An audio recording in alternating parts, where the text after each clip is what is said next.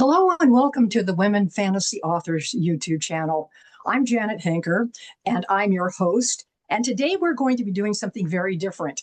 My friend and writing colleague Holly Bernabe is here to interview me today because I'm getting ready to launch my novel, Cave of Whispers. So welcome, Holly, and thank you for flipping roles with me today and asking the hard questions. Hi, Janet. Thanks for having me on. Yeah. This So is gonna be you this get is to gonna be yeah. fun. Normally I get to worry about asking questions and in ways that don't give away spoilers. So today that honor goes to Holly. So I'll let you Yeah, start. I get to put you in the hot seat. Yes, Okay. yes. Well, let's start with an easy one. Yeah. Well, maybe easy. How did you get into the novel writing business? Yeah, well that's probably a long story. I'm going to try to make it short because I really just wanted to write a novel. I had a story idea maybe starting about 10 years ago. And I thought, well, I just want to write the story and publish it because it was important to me. And then along the way, I realized, oh, it's a business. You actually have to do all these other things. So I seriously started after I retired a little over 10 years ago. And then the last 5 years, I've really gotten into the whole spectrum of all the things you have to do as an independently published author. Oh, and there's so much. It is. It's overwhelming. Yeah, yeah. Uh, do you have a process or ritual for writing your magic, like a set routine, or do you just squeeze writing in related activities whenever you get a chance? Yes, I'm not that scheduled. I have a really busy life. I'm a grandmother and I do volunteer work for several organizations. And normally I like to write in the afternoon. That seems for me when my brain is the sharpest.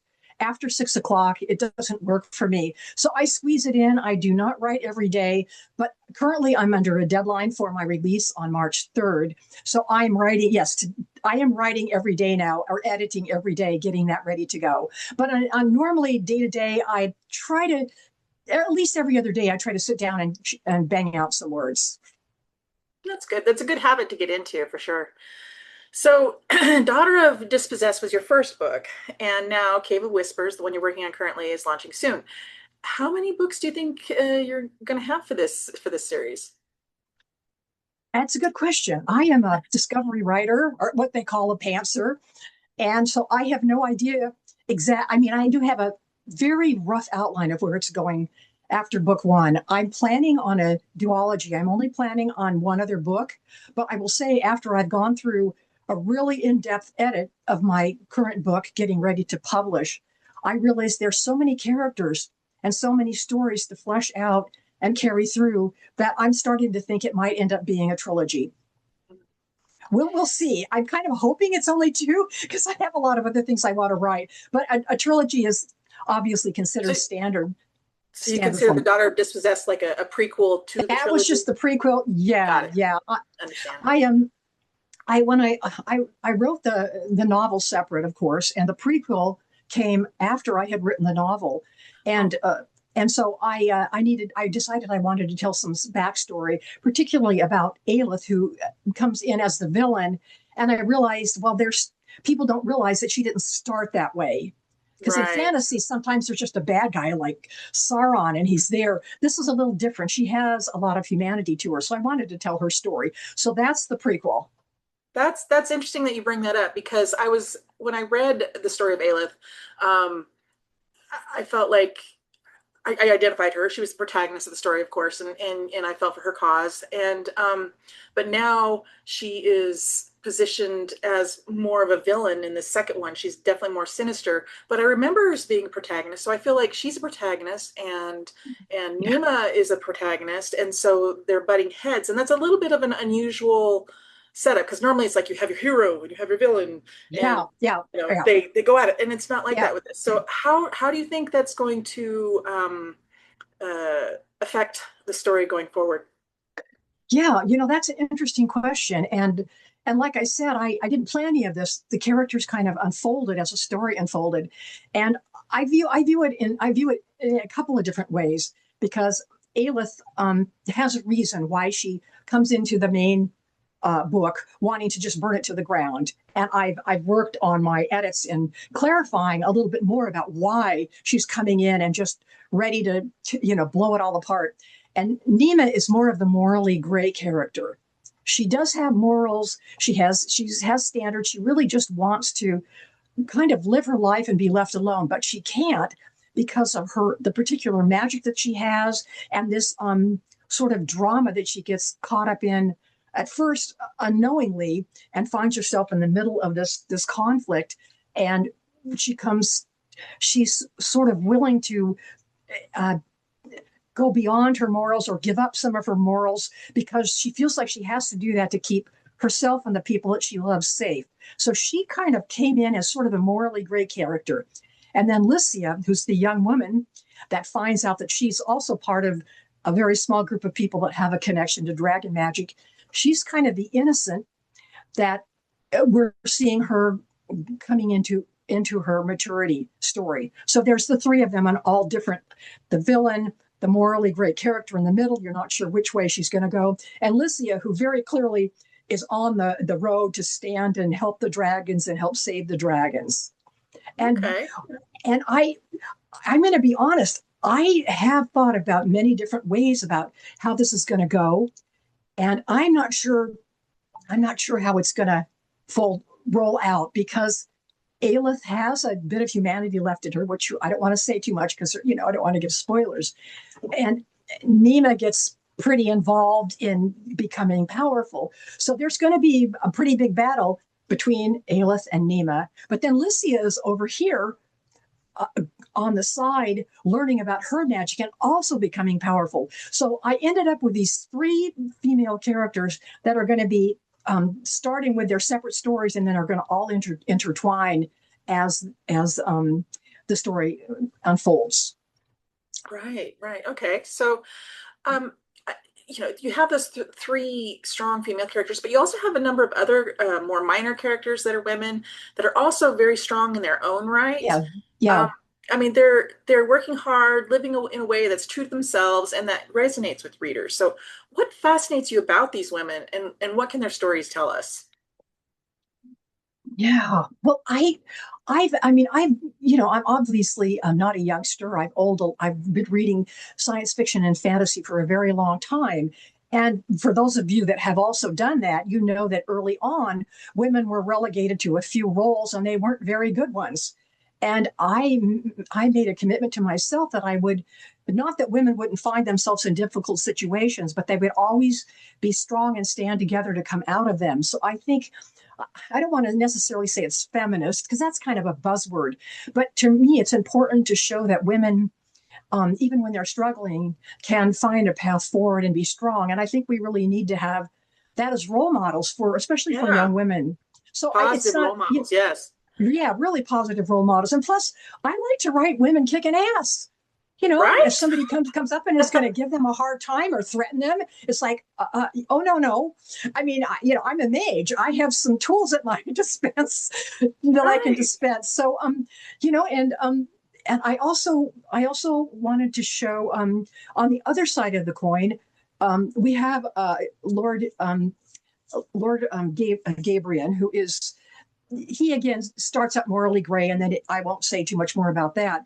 But I wanted to Right. show in some of the lesser men characters their kindness and compassion and caring for not only the women in their lives but their community. So I like to show things like some side relationships, people celebrating, having meals together. So I say that I have a little touch of cozy in my fantasy because I like to me, the most important thing is people and relationships and how Yes. they can support each other. And of course, there's going to be some battles and some blood and a little bit of sword clashing. But behind the scenes are the people living Yeah. their lives and coming together to confront this great evil that is being unleashed into their world. Yeah. Very character centric, which I like that. That's neat. Yeah, well, yes, you do that. You definitely do that in your work as well. Certainly. So, So what was your inspiration? behind this Okay. fantasy series. Yeah. Well, this is probably going to surprise some people. This story came out of a dream, actually, and this was, gosh, this was probably maybe even 15 years ago when this kernel of a story came into my head. And I woke up from a dream, and I have very vivid dreams sometimes. And I woke up in the dream, so I remembered what I was seeing. And I was in a cave with a young woman lying on the ground. It looked like she was probably unconscious. She might have been injured, and she was being guarded by a bear and a wolf. Now, I think that's a pretty random dream to have. And I woke up, and because I like fantasy, I thought, oh, that's really interesting. I wonder what her story is. And then it mulled around in my head. And then I finally got involved with a writers group and sat down to write. And boy, did they have a story to tell. Oh, They yeah. just started chattering in my head, and I started transcribing. Yeah. So yeah, it just isn't that there's inspiration from all different ways, and that's I Oh, and actually dreams are excellent story I fodder.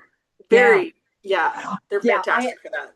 yeah I have at least two of my short stories that came out of dreams as well. You know, images that I pulled up into my awakening when I was getting up in the morning and went, oh wow. So and of course back then, I had no idea what I was getting into. I just started writing, and it kept going and going and going. And then I hit like 80,000 words, and I realized, okay, it's not done yet. And so I realized I'm in it. I'm in it for the long haul. And It's definitely going to be an epic fantasy. yeah. Well, the fun thing about for me, maybe everybody has a different writing process, but for me, sort of discovering the story as I write, the characters are kind of telling me what's going on, and I'm typing the scenes. So sometimes I'll have an idea about how I want the story to go, and then they'll go, oh, no, no, no, no, that's not going there at all. There are some relationships in the book that I wasn't expecting at all, and they just evolved naturally during the course of writing. So I feel really fortunate that whatever goes on in my fevered little brain is willing to be creative and pop the stuff out for me. Yeah, I that's don't know, cool. Holly. I don't remember. Are you a plotter or a pantser? What I'm do you? sort of a plantser. I do a little Yeah, bit of both. Yeah, because my yeah, characters, I might have a plot figured out, but my characters always end up going just their own way, and then I have to adapt. yeah, yeah. I know. It's crazy. I have a friend that helps critique my work, and she is a screenwriter and also a fiction writer. And the best advice I ever got was from her. And she said, if you ever get stuck when you're writing, she said, ask your characters what happens. So instead of me Yeah, trying with my I like linear that. brain to try to figure it out, you know, just relax into the characters. And so far, Yeah. that's worked beautifully for me Yeah, they because have their own voices. They live in your they head. do. They do, especially after writing a whole novel. They really are with me always. They really are Yeah. with me always when I'm walking or, getting ready to go to sleep. Is when they want to pop in and say, well, what about, and how about, why don't you do this? Mm-hmm. So, Yeah. yeah, So you mentioned the wolf and the bear. yeah. Now, Alicia speaks with them. And ordinarily, in most books, when I see human and animal interactions, it's almost always the human that has the magic, and their communication is possible because of the human or whoever it is talking to them, human, elf, whatever. Um, but that's not the case here. They're magical in their own right, and that's so unusual. What gave you that idea? Um, it was one of those. It evolved as I started writing. Well, I knew that when I had the initial idea for the story, I knew that something special was going on because why would wild animals be protecting a human? So I knew that there was some kind of a connection, and then that evolved into a magic. And their story is, of course, much bigger than that because these animals are part of a much larger history that has been going on for centuries, and their ancestors are guiding them on this journey.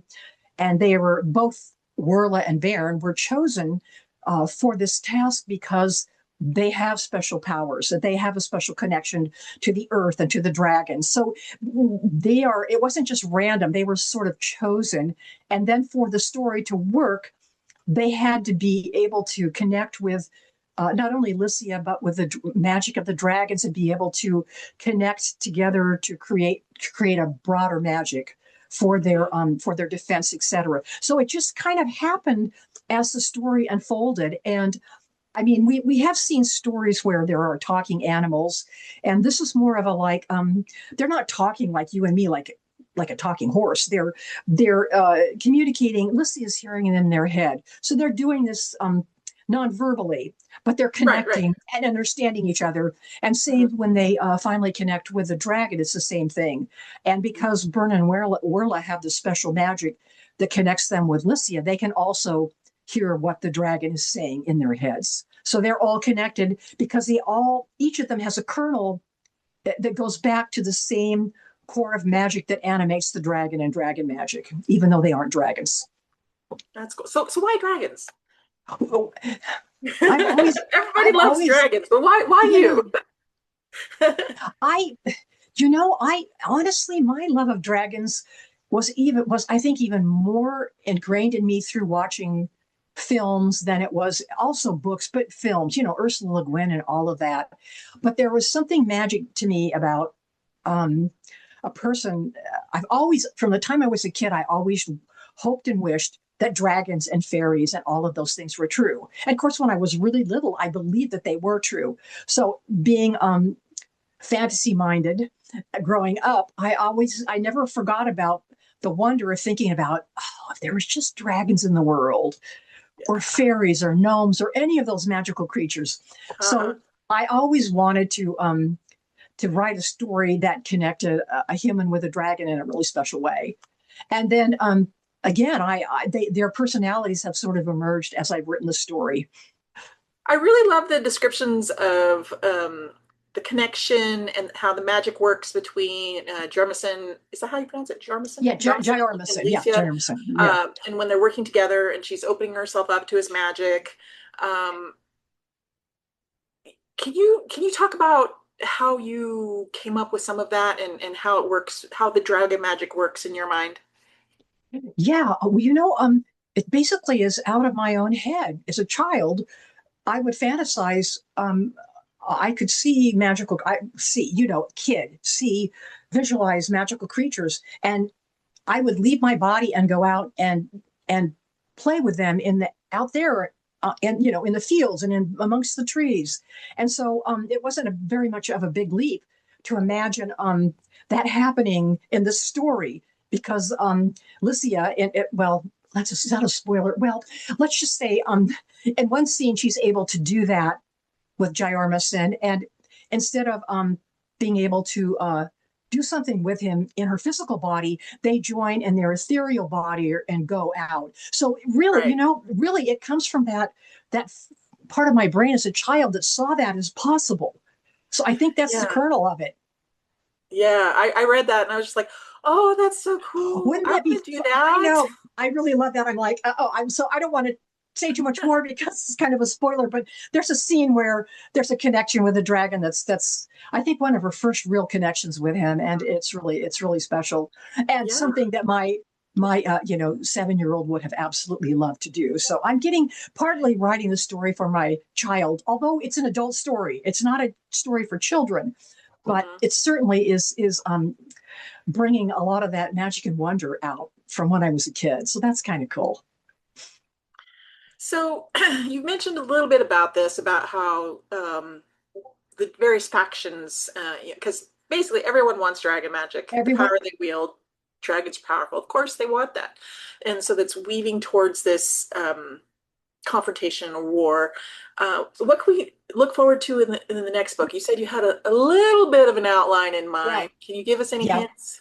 yeah. Well, there definitely are going to be some conflicts, but I think they're going to start out slowly because people are still like, figuring out who's got what power and what's the balance of power. So I see our villain, Aelith, sort of going out to see what she might be able to influence amongst, the dragon. And then we don't know yet how much power Lycia actually has. And Nima is still coming into her power. So as I have not only I have to figure out for my characters how that's going to evolve, who's going to be the most powerful in the moment, and whether it's going to weave back and forth, which probably it will. I think that there might be some somebody might be up on top or have the advantage, and then somebody else will discover something about their magic.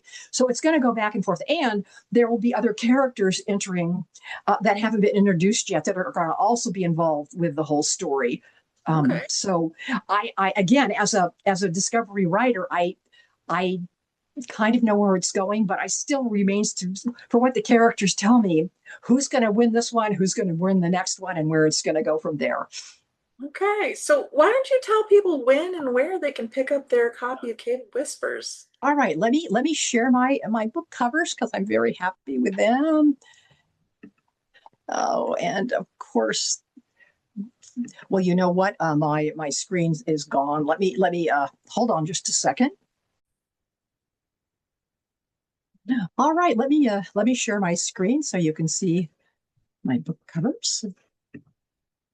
And basically, Daughter of the Dispossessed is available on all major platforms. However, I'm going to give you a tip. If you go to my webpage and sign up for my newsletter, you will receive a free copy in exchange for signing up for my newsletter. And then you can keep up with where publication is heading for the rest of the story. Cave of Whispers is coming out on March 3rd. And again, available on all, just as an ebook, to be initially as an ebook. And in about a month after that, I'll have the hard copies available. And I want to point out that it's going to be available through bookshop.org, which is a new platform that they just added. So I'm really happy about that because some of us do not want to buy our books from the evil place. So look at your local, go to your favorite platform, of course, but bookshop.org is a great option. All right. So that's the deal. Awesome. And before we head out, Holly, I want to thank you. I want you to talk a little bit about who you are as an author and about your books. And then I'll be Okay. sure and put your information down below the recording. All right. Well, my name is Holly Bernabe. I write under HL Bernabe. And so you can find more about me on my website, which is hlbernabe.com. And that's Bernabe. And I have a newsletter as well. So sign up for my newsletter at the website. I write a lot of genres, mostly fantasy though, and cozy fantasy I enjoy. Currently I'm working on, I'm not sure, like you, I'm not sure how many books it's going to end up. Originally it was only going to be three, but now it might be four, five, I don't Yeah, know. But the prequel is out.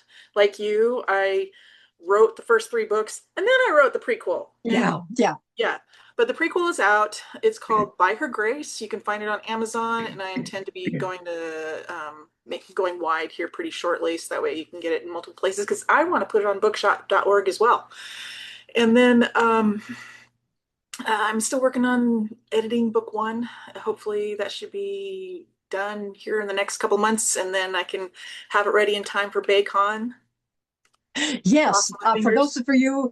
those of you that might be in the Bay Area or able to travel to the Bay Area, BayCon happens over the July 4th weekend, and Holly and I will be there with other members of our writing group. We are members of Women Writing Other Worlds, and I will put the link to that website down below. So we will be at BayCon. If you're there, please look us up. We'd love to talk to you in person.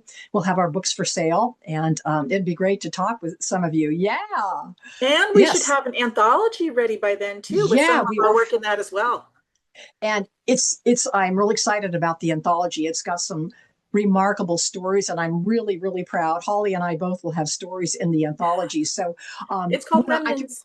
yeah, yay, I'm really excited about that. So I I was trying to think if there's one last thing I just want to say before we head out is that Holly and I are friends and writers, and it's so wonderful to have that community because obviously times are difficult. It's hard to be hopeful and look towards the future with hope.